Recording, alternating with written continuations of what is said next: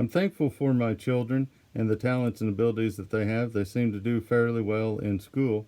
And I can think of a time in particular where one child had very high marks on a standardized test, and it seemed like maybe that was getting to that child. So, of course, I looked around and said, boy, I look around and I see a lot of below average geniuses around here.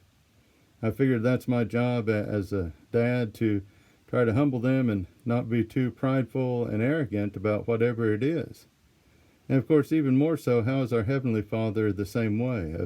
You have your talents and abilities, and I have mine, and thank God for that. But sometimes if we're not careful, we can let that be a source of pride and arrogance within us. But realize no matter what sort of wisdom we may have, it pales in comparison to this great power and wisdom that God has.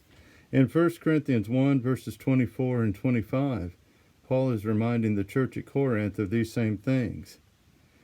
1 Corinthians 1, verse 24.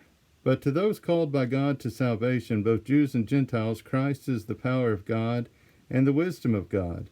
This foolish plan of God is wiser than the wisest of human plans, and God's weakness is stronger than the greatest of human strength.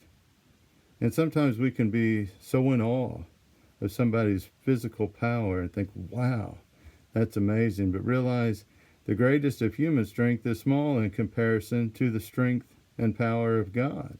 And also the same is true of wisdom. We're thankful for those so wise among us and the new inventions or new discoveries that are made. But realize that that is small in comparison to the vast wisdom and the limitless wisdom that God has. And so as we go about through our day and through various activities, I hope that you will carry this with you, that sure, you may be a genius, but you're a below average genius compared to the wisdom and the power of God.